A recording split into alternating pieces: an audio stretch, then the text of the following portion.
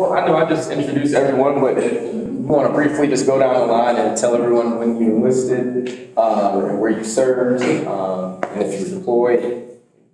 It doesn't have to be in order. Sorry, everybody. Hello, everyone. My name is Dianne Jinwright. I joined the military out of after I completed my undergraduate degree at North Carolina Central University. I joined the Air Force, and I served 21.9. I still think it's back 21.9 years. I was not deployed in war. I just served 3 overseas tours. And I'm originally from Brunswick County. So I will stop there and that'll be my introduction. Good evening. My name is Sergeant Major Curtis Carlton. I joined the Marine Corps right out of high school in 1979.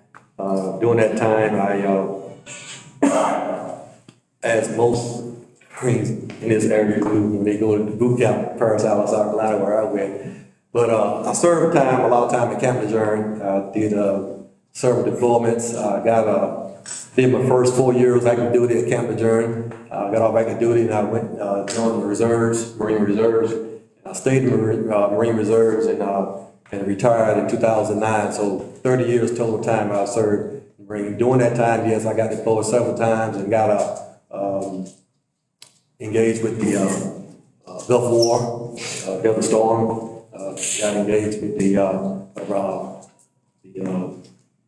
war on terrorism, Afghanistan, Iraq. So I got deployed several times. Even after I got out and went in reserve, thought I was going to get away from that, but it didn't work. They called me up anyhow, but it was a good thing. It was an honor for me to serve. Thank you. Well, my name is Larry Farrior. I'm a staff sergeant in the United States Marine Corps. As Curtis, Sergeant Major, just said that he enlisted out of high school. Well, he got his first rank by enlisting me right out of high school. But I served a total of 14 years in the Marine Corps. I was assigned overseas multiple times. The Marine Corps normally doesn't tell you a lot. We say, well, what wars did you go to? It's not so much about what wars that you went to in the Marine Corps. It's what scrimmages that you go to, what assignments that you get while you was there. I will give you a couple of mine. If you ever heard about Panama, you ever heard about Grenada, you ever heard about Lebanon and Beirut, those were individual places that I was attended and I was a part of. So it's, we had a wonderful time in the Marine Corps as serving one for another and supporting one for another. Good afternoon. My name is Cary, Godwin, and I was born and reared in the town of Godwin, North Carolina, which is in Cumberland County. I enlisted in the Marine Corps after high school graduation, the 13th of September, 1966. And it wasn't my desire to go into the Marine Corps. I was drafted into the Army. And when we got to Raleigh at the recruiting center, there were about a dozen of us up there who was arguing, fussing with the officers there because we didn't want to go in at the time. I always wanted to go in the armed service, one of the branches, but not at that time because I thought I was having a lot of fun. However, the officer in charge that heard us, he came out, rushed out of his office, and he said, I understand that some of you out here don't want to go in this man's army, which we were all headed to the army. And he said, well, if you don't want to go in the army, you can step up to this line. And about a half a dozen of us thought he meant that we would be going home. I was one of them. So I stepped up to the line. And he said, but you all can now join the Marine Corps. And one or two of us stepped back. I was one of the ones that stayed there. I said, I'm here now, so I might as well stay where I am. And went to Paris Island, did my basic training there, and experienced some things that I didn't think I would have to experience in the service. We had 3 drill instructors, and all 3 of them told us, those of us who were black, they said, we're gonna do everything we can to make sure that you all don't make it through basic training. Said, we're gonna do all that is in our power to do to wash you out. And he called us a name that I had never heard a black man called, and I've never heard it since I was in boot camp. He called us splibbs, and he did a whole lot to keep us from graduating, but it didn't stop us. None of us had to go back and repeat any of the training. There were 12, if my memory serves me correctly, there were 12 blacks. And all of us made it through boot camp. And when it was over, all 3 of them came up to us and said, welcome, congratulations. We were just trying to get you ready for where you're going.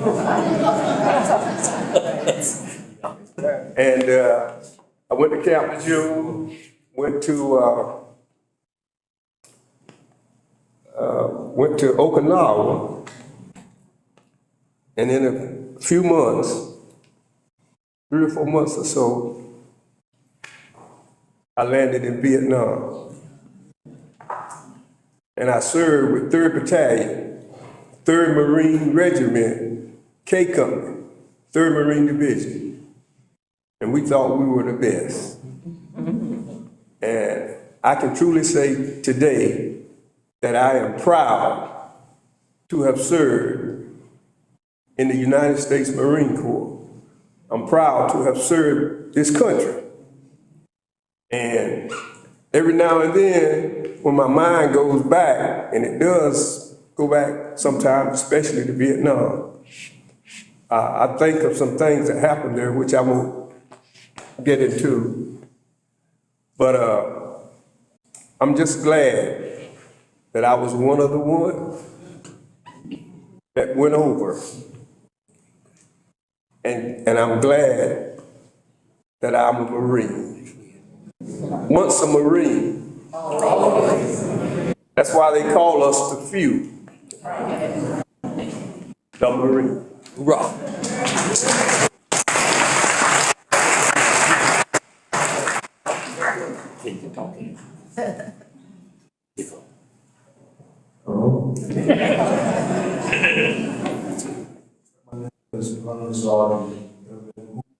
Junior, U.S. Marine Corps retired. One of the last of a few original living Montford Point Marine.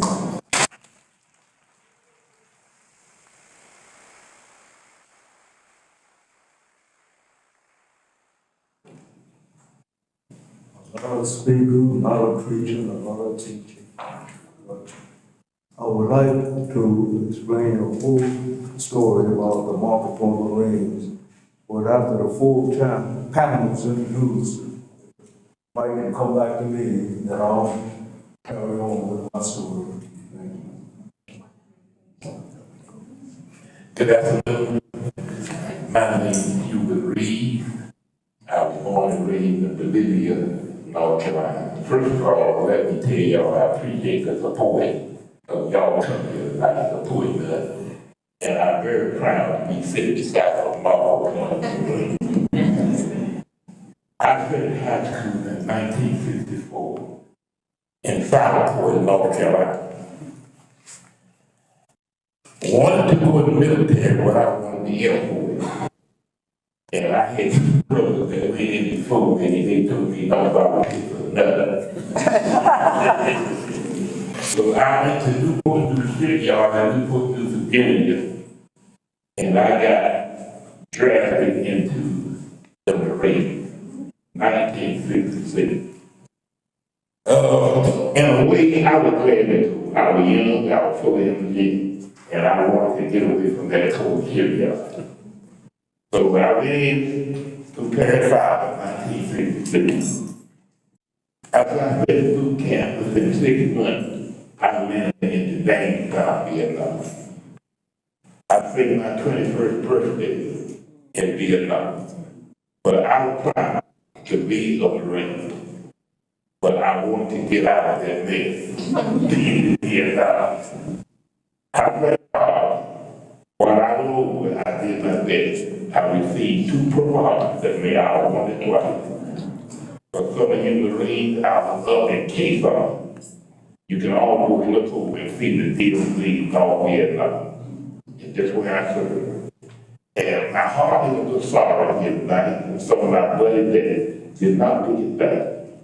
And I thank God for blessing all of us to be back, sitting here tonight, greet you all. Thank you very much. Let's continue to pray for each other. And that America will never get another situation like Vietnam. Thank you.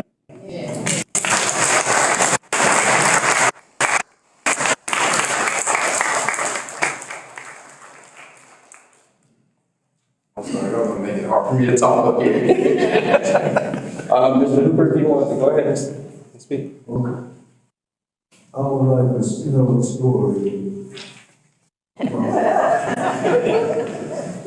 Like I said first, I'm not a speaker, I'm not a preacher, I'm not a teacher. But every time I bat my eye, it seems like I want to say a few words about the Montford Point Marine. So I drafted myself. History of Montford Point. A resolution was passed in the Senate of the United States on August 26, 2010, designating this day as Montford Point Marine Day. Shortly after the beginning of World War II, President Franklin D. Roosevelt established a Presidential Directive Executive Order 8802, prohibiting racial discrimination in the defense industry, promoting equal opportunity, and prohibiting employment discrimination in the United States. Given this opportunity to enlist in the Marine Corps, approximately 20,000 African American recruits received training at Montford Point Camp from 1942 to 1949. Howard P. Perry of Charlotte, North Carolina, was the first recruit to walk through the gates of Montford Point Camp. The initial intent of the Marine Corps, the last branch of armed services to admit blacks, was to discharge these recruits after the war and returning the Corps to being an all-white organization. However, attitudes changed and reality took hold as the war progressed. Once given a chance to prove themselves, it became impossible to deny the fact that this new breed of Marine was just as capable as all other Marines, regardless of their race, color, creed, or national origin. African-American Marines were realized as being Marines, period, by Marine Commandant Alexander Van Grip in 1944. In July of 1948, President Harry S. Truman issued Executive Order 69981, negating segregation in the defense industry. In September 1949, Montford Point Marine Camp was deactivated, ending 7 years of segregation. On April 19, 1974, Montford Point was renamed Camp G.H. Johnson in honor of the late Sergeant Major Gilbert H. Hatchmark Johnson.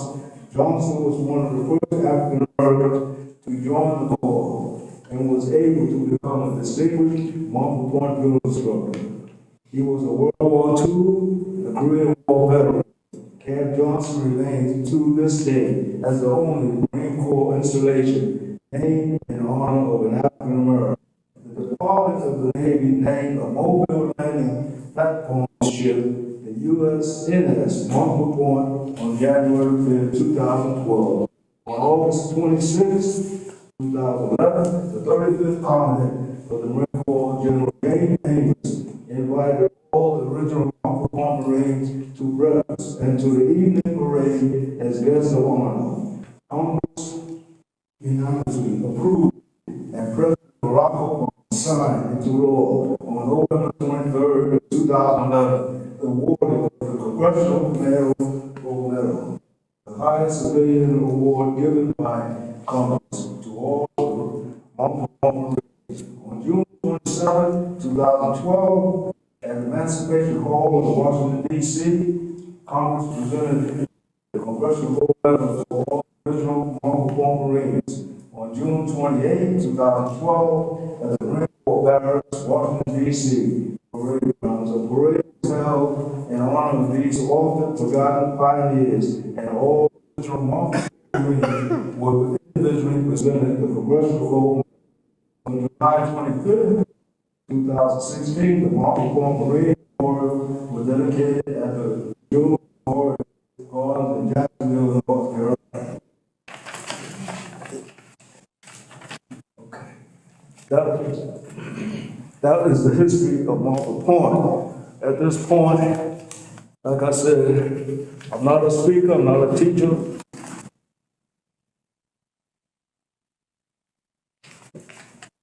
But I would like to show and demonstrate the medals which I have received for being a Montford Point.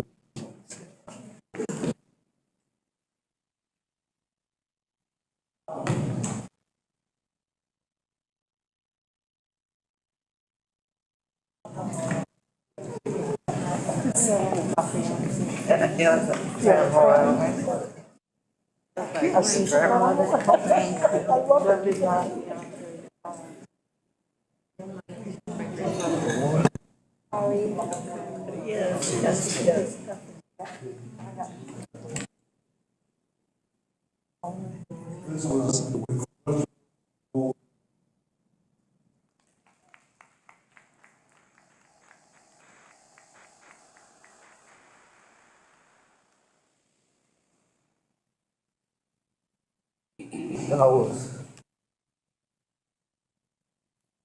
I was inducted into the Montford Point Marine Hall of Fame and presented the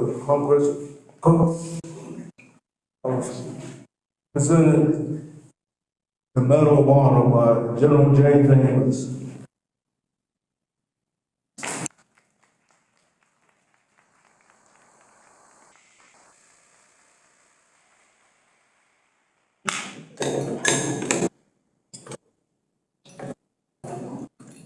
Then Governor Cooper presented me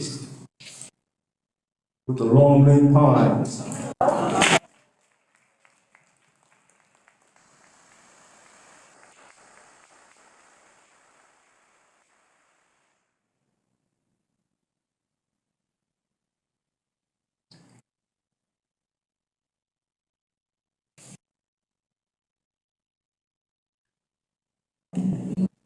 Then a later date I received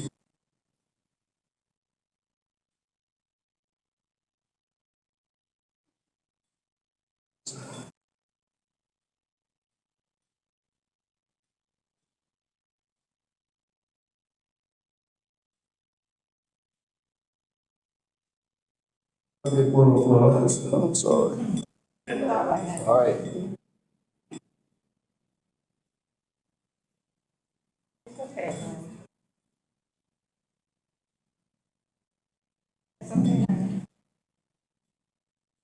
It's called the greatest.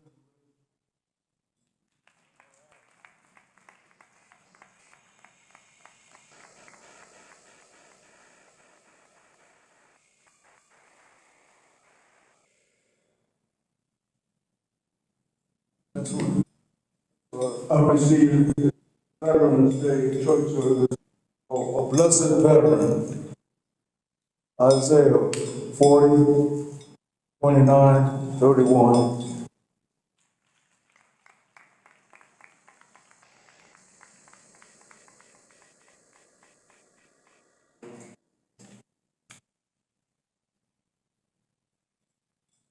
That verse, Isaiah 40, 29, 31.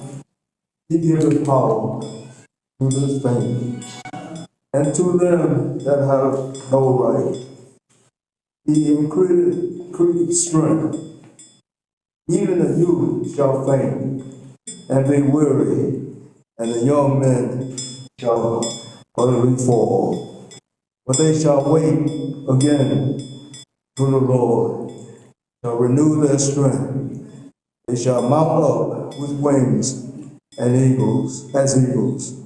They shall run and not be weary. They shall walk and not faint.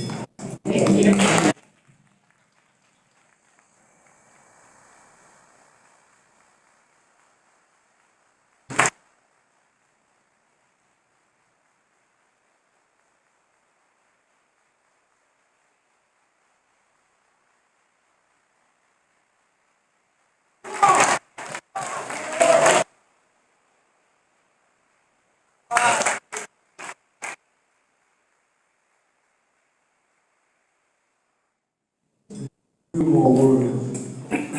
Those saying, once a man knows some word. That's the question. That's my. What do you say to the young men that come forward before the the main thing is, on the same page, there's no such thing as a black Marine, brown. That's right. Red. That's right. White. Or yellow. We're all Marines. Simplify. Right.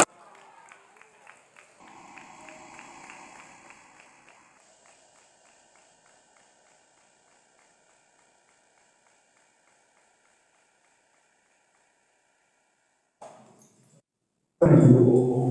Thank you. Lovely wife, Julia. Chapter 25, National Montford Point Association. My Lord brothers and all. God bless you all. And God bless the United States of America.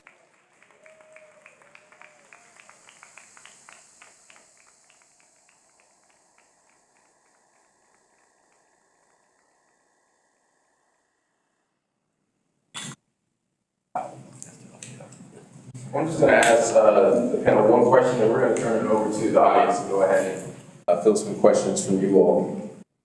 So for everyone who enlisted, after Montford Point, after the 50s, after the 60s, I'm just curious, were you aware of the Montford Point story before you went in? Did you know what had been done before you stepped up to the plate? Okay. I definitely did not know of the Montford Point Marine, and I am so proud and honored to now know and to be in the company of these men, and just in general as I live to learn more of the contributions made by the Montford Point Marines and all African Americans and all service members to the United States, to the country. They served, they gave, they endured. So I am glad that of this opportunity to further give voice to what contributions were made. And as I said in the film, we're standing on their shoulders. I know that I could not have achieved what I did achieve without what they did. And so I'm so grateful that they did not give up and were willing to endure so that we can now have what we are now the privileges that we do have. So I'm grateful for that. I can honestly say, no, I did not know anything about Montford Point Marines. My home is, I'm from Duplin County. If anybody geographically know about the area, Duplin County is only about, what, 45, 50 miles from Jacksonville. And as I grew up, I never heard anything about Montford Point Marines. As I joined the Marine Corps, I heard about Marine Corps history. All you heard about it on a documentary, of all the great heroes that went through the Marine Corps, the Van Baleens, all the great guys that did certain good things, but we never heard anything about anything about the Montford Point Marines. Not in Marine history, but we studied that in boot camp. Nothing about Montford Point Marines was mentioned. As I got in the Marine Corps and started serving, I served 2 duties at what's now known as Camp Johnson, which was Montford Point. As a young Marine, I never heard anything about Montford Point Marines. Until I started, I did hear something about it, and I was curious to start doing research on my own. But it's something that was never taught in the history of Marines, of any Marine history that I ever heard of. But once I did hear about Montford Point Marines, I started doing some research myself, started learning more about it. I got to say one thing. I thank you and all the Montford Point Marines for setting the way, paving the way for me and us to have the opportunities that we have throughout the Marine Corps. Amen.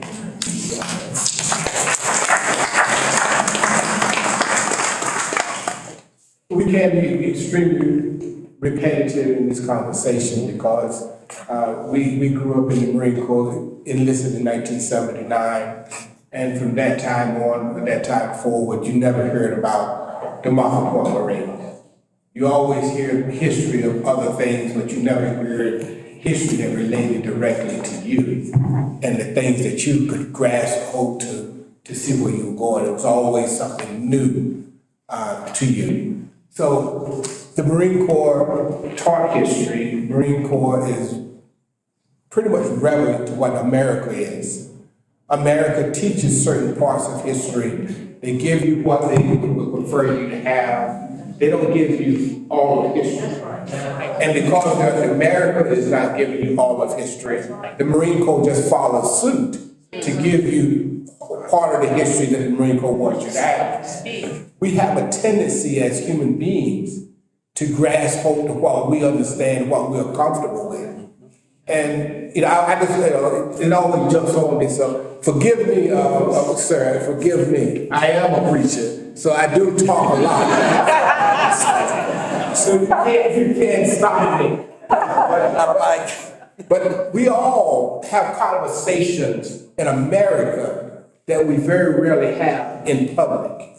And in one conversation I always have with young people is I ask them to really notice, be conscious about it, is when you walk into a lunchroom cafeteria and you watch when you're in the 8th grade, because that's when it starts, you would watch a segregated cafeteria. It will segregate itself consistently. And we do that where it's conscious bias or non-conscious bias, we do it. The Marine Corps is no different. The Marine Corps is exactly the same way. If you walk into the chow hall, you will see it happen even in the chow hall. From individuals that you know last week was in a conflict with you, saved your life, or you saved their life. But when you walk into that chow hall, it happens. It's things that just happen. And the Marine Corps is the same. And I just thank the Montford Point Marines for creating an environment, helping to force America to see who we really are and what we're really doing in order that we can have change. Because we can't have change if we don't know something needs to be changed. Thank you.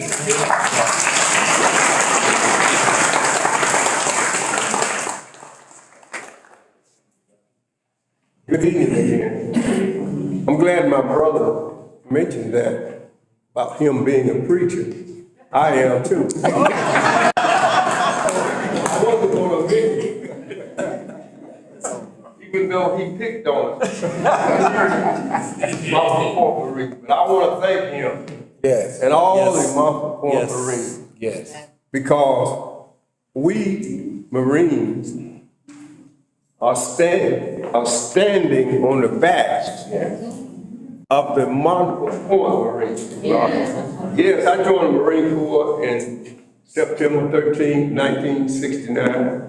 And I thought I knew a little bit of history, or enough of history, about the branches of service to hold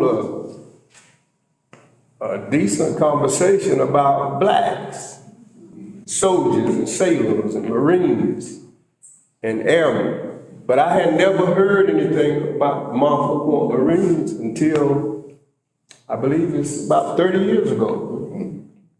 And we learned a lot of history in the Marine Corps in boot camp. But I didn't hear anything about the Montford Point Marines. As a matter of fact, when I was growing up, I heard that the Marines didn't want to take blacks, African Americans.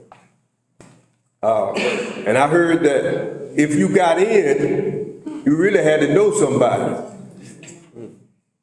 But if I'd have known about the Montford Point Marine, I might have stayed in there 20 years. I stayed 3. But I'm so thankful to Brother Hubert and all the Montford Point Marines. And I'm so thankful to you all for just coming out and letting us do this. Brother. Yeah. And if I had known that we were going to be having this much fun, I might have written something. I might have written a sermon. And because he has jogged my memory, both of these, when I was in Vietnam, my mama, who could barely read or write, had my 4th grade school teacher to send me a copy of the 121st Psalm. And I read it, and I read it, and I read it. Every day I read it. And after I read it, I just knew I was coming home. But a lot of things happened. And some others didn't come home. And I often think about my buddies and the others that didn't come back. But that's war. Yeah, somebody had to do it. Somebody had to go. And I'm still thankful to God that He allowed me and all of us to come back. And I hope, I pray that those that didn't are resting in the arms of Jesus. Because they gave their full measure of devotion. All gave some, but some gave it all. And they're the real heroes. God bless America.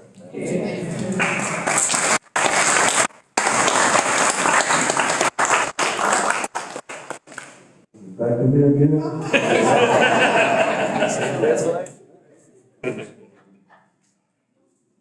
In the beginning, I joined the Marine Corps in 1948.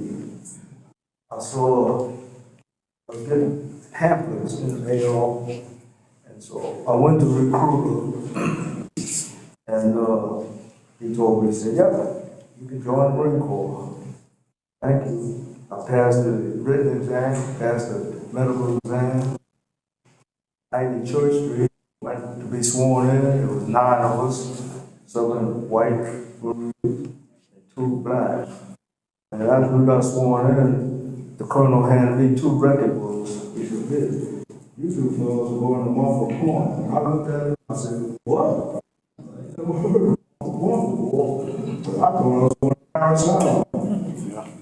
Anyway, we ate breakfast together at Port Ferry, across the Hudson River with the Erie Railroad to Washington, D.C. And at that time, we checked in, I didn't see the white Marines anymore. Another black Marine showed up and met with us from Massachusetts. And he said, "You guys going to Montford Point?" I said, "I guess so." So we rode the train together. And the time, that's when I first noticed segregation. In the dining car, it was separated with a curtain. And I said, "What?" I saw him walk and asked and see what was on the other side of the curtain. He stopped and said, "No, don't do that." I said, "Okay." So then when we got to Warsaw, North Carolina, we got off going the bus to Jacksonville and made sure the father told me, he said, "I'm going south. I'm sure go to the back of the bus. Get nobody no trouble." I said, "Okay." And then riding in Jacksonville and when our meal tickets in to eat breakfast, they refused our meal tickets. So then we went to found a restaurant actually called Across the Tracks. The black neighborhood, the black restaurant. Well, we had to pay for our meal. So I turned the meal tickets in when I arrived at home. So the truck, after we got off the bus, the building woman had our point. So the major took our record books, told us to go around back. Truck will pick us up. I said, "Okay." So all three of us walked around back. The truck came, picked us up, drove us to Montford Point. And it was a lot different. When I saw Hadnot Point, I thought, sure, I looked, and then we wound up at Montford Point. I said, "Oh my God, where are they taking us?" But anyway, we checked in with Sergeant Major Johnson. He told us, "All right, recruits, remember one thing, your first and your last word is sir." And I told him, I said, "Sir, yes, sir." And we had a call, of course, over to the training room. We put Sergeant there, Sergeant Major Hubert. And he assigned us to one of the platoons.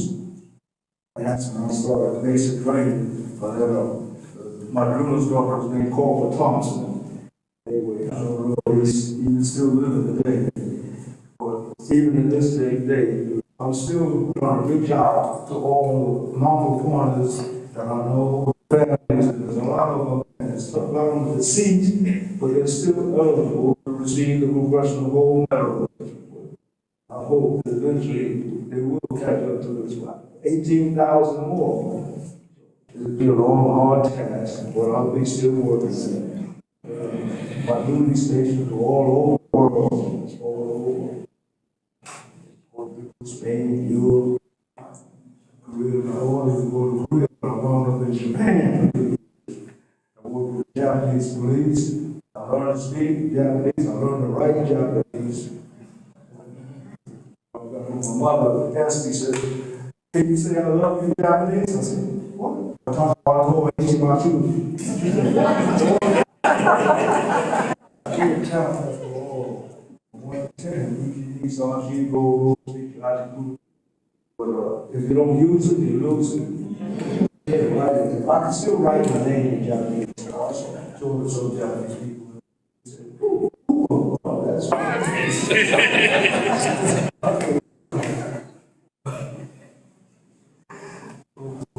But the happiest day of my life, one of the happiest days, when we received the Congressional Gold Medal in D.C. And the gentleman with that gold medal, tears came to my eyes. I was so happy. Just about a month ago, April 29th, went on an honor flight, my first honor flight. But I tell you, and that morning, Chief Williams, he was there, Mayor Sappho was there, and he goes to me anyway, he said, "Oh, Mr. Hooper, I said, "Yeah, yeah."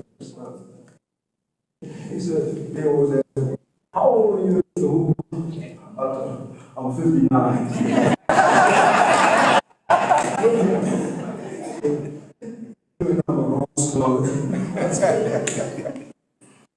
Going around. Okay.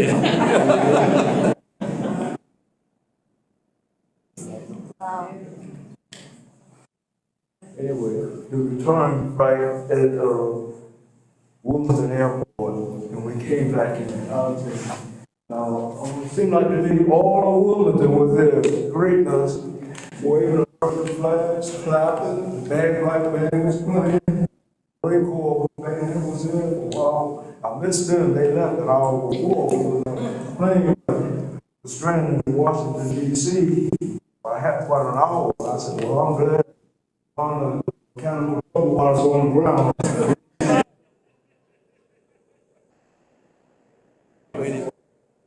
I was born and had to make an emergency landing on a small island. Roosevelt Road.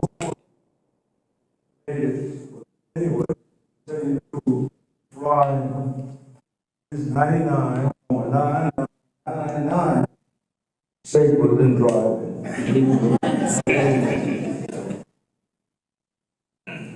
I was all asked to go on a flight years ago to Korea, but I don't want to go to Korea. I don't want to go back to Vietnam either. But if you ever get a chance to have an armed flight to Japan, I'll be number one on it.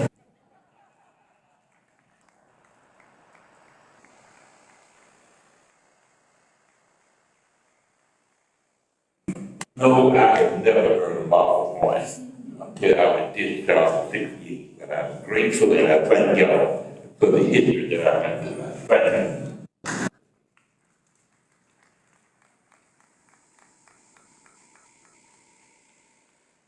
We're gonna open up the floor to a few questions before we wrap up. Does anyone have a question right here in the middle? Question that can be shared.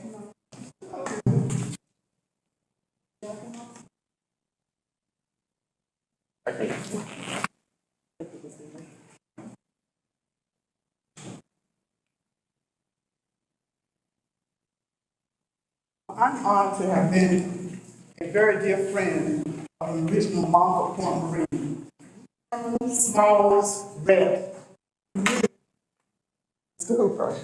Matter of fact, his picture is in this book. This was written by Herman, and it's titled The Montford Point Marines Final Roll Call. Montford Point Camp, located at Marine Corps Base, Camp Lejeune, 1942 to 1949. You can buy it on Amazon. Herman has since passed, sadly, but he was a great man, a dear friend of mine, and I met him when I was living in Massachusetts. And come to find out, as history and military people go, Herman learned that he is a descendant of Robert Smalls. Wow. Our Civil War slave hero from Charleston, South Carolina. I just want to show and tell this tonight.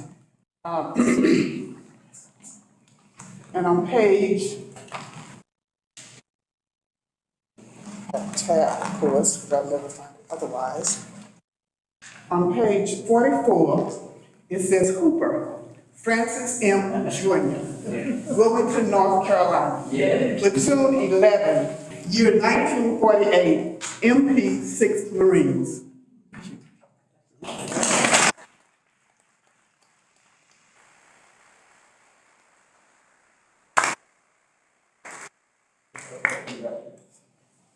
Yeah, the film points out that there have been 2,000 congressional awards, and that there are 20,000 potential awards. That means 9 out of 10 people haven't, or their families or descendants haven't received that award. Is anyone responsible for looking for those 9 out of 10? Actively looking for them? How's that being done? Thank you for your service. Well, I'm gonna defer to Mr. Hooper here.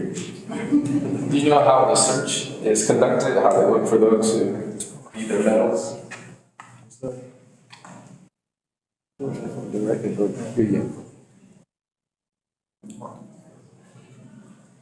training. What?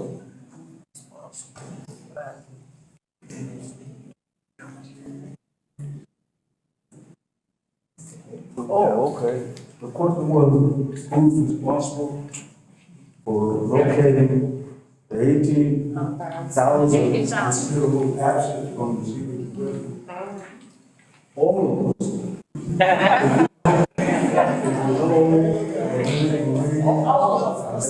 Senator, his family, was I've been hunting and still hunting for Marines that I know, and the family still exists, and I've gone to them several times, and some of them, you know, they just blink their eyes and say, well, I'm married again, so I'm not worried about it, I'm going to do it.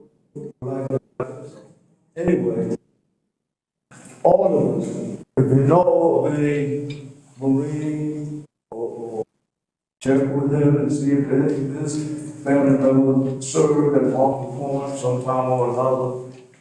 There's still, you know, but the Montford Point Marines that went to DC, because there was about 359 of us. And those would be about 400. When the organization first formed, there was 400 in Philadelphia.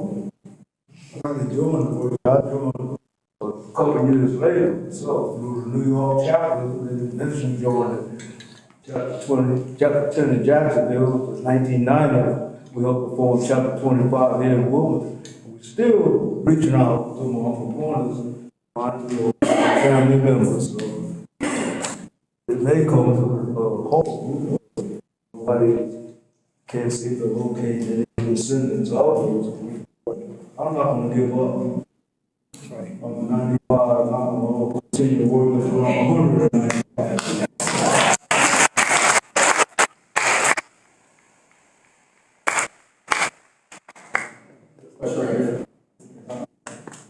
I suspect that Mr. Hooper's talking about the Montford Point Marine Association. And the Montford Point Marine Association is sort of a blanket organization. Is that right, Mr. Hooper? And they have chapters all over the United States. And Wilmington has one. I think we've lost all the original Montford Pointers in Wilmington that I knew about, except Mr. Hooper. And I hope that this film, which was an excellent film, encourages, as Mr. Hooper said, all of us to do it. But I don't know of a federal agency involved, but I do know that the Montford Point Marine Association and Mr. Jeter, who was talking in the film, was for a long time, I think, the president of that organization. So more than any other group, I suspect they are working trying to get those 18,000 people identified.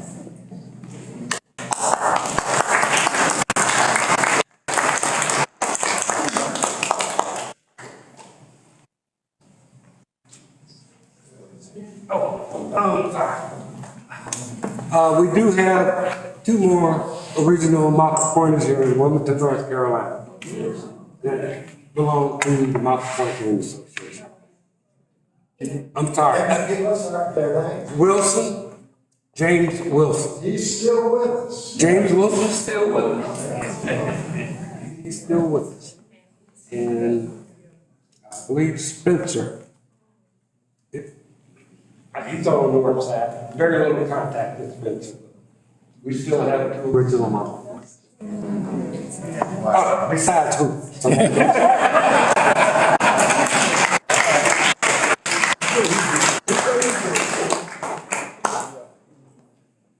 Yeah, just an information, the previous commandant of the Marine Corps, not this one, but the previous commandant issued a military executive order that the history of the Montford Point Marines now be taught in boot camp.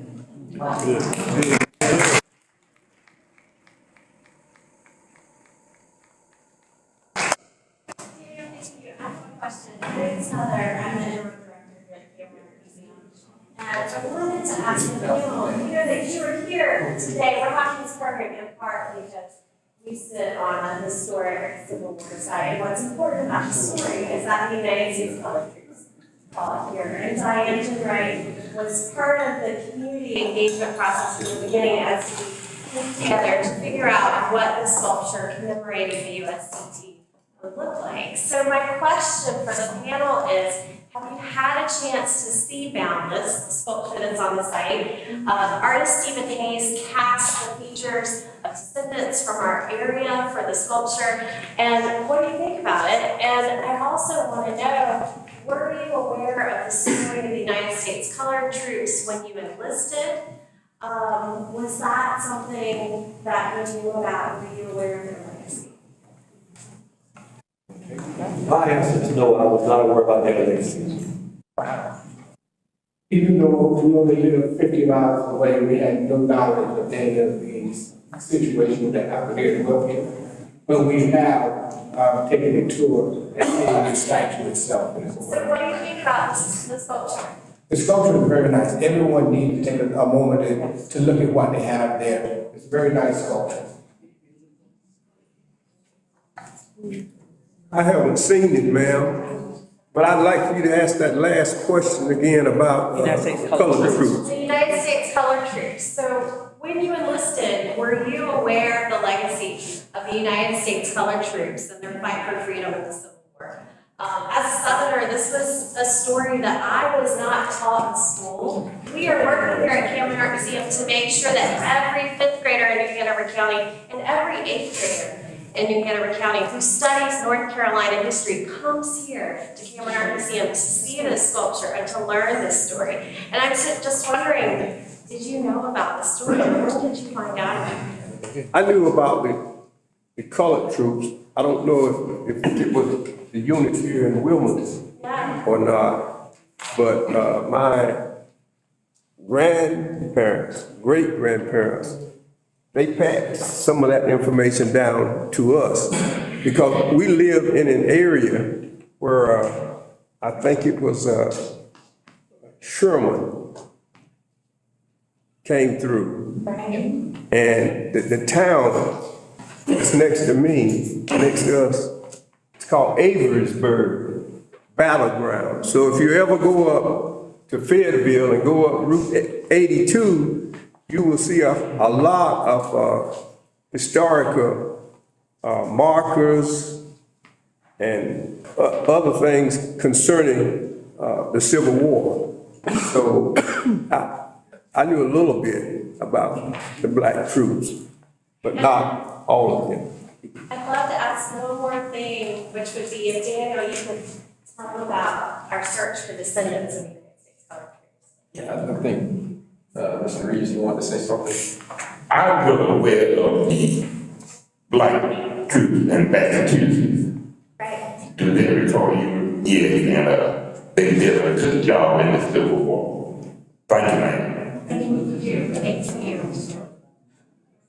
Yeah, so we're doing a call for descendants here. We're looking for descendants of the 1st, 5th, 10th, 27th, and 37th USCT regiments that were here on these grounds in 1865. We've also expanded the search for descendants of USCT just in the North Carolina area to document these stories and make sure that they are told. We started a filming for oral history project to document the stories of descendants and even the descendants of families who have been in these areas for generations where the USCT came in and affected and shaped those communities. I do know there's a lot in Brunswick County that we're still looking for. So if you just take the word with you, spread it as much as you can. I can get up with you all at any point in time in the next week or so too, and kind of give you more context on that. But we're just trying to kind of root the story the best we can with same way with you all and the continuation of Montford Point Marine, trying to root the story with the families of those who are still here, who served on our grounds.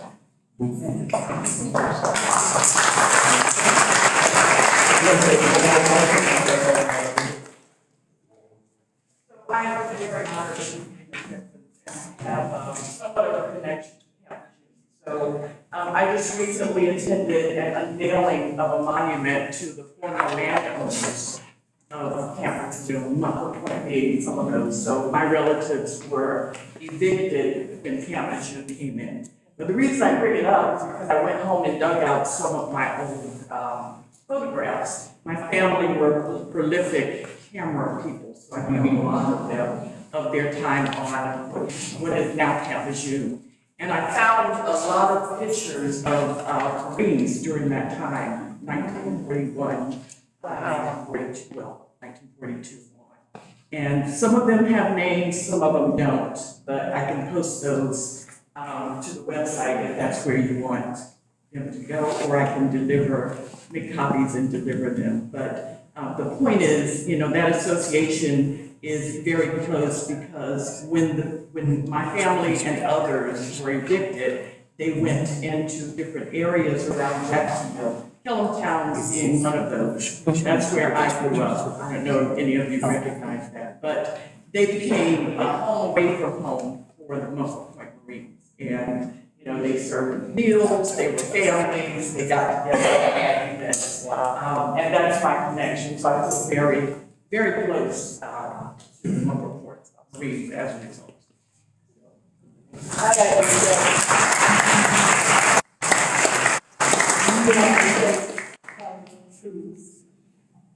As well as the Montford Point Marines are other unsung heroes. Just as the Marine said in the documentary, he remembered the Buffalo Soldiers, he remembered the Tuskegee Airmen, and he remembered what the slaves endured being brought to America, and that encouraged his spirit to stay the course and get through what he was experiencing at Montford Point. So it is great that the Cameron Art Museum has found this monument. It is great that the Montford Point Memorial Monument is at Camp Lejeune, because as the younger generation need encouragement, need to look for a reference, a role model, they can have these kind of monuments, these kind of memorials to say, these people are part of my legacy or my history. And if they did it, if they endured, I too can overcome and achieve excellence as well. So I commend all these efforts, and I definitely appreciate all the service and thank everyone for their contributions.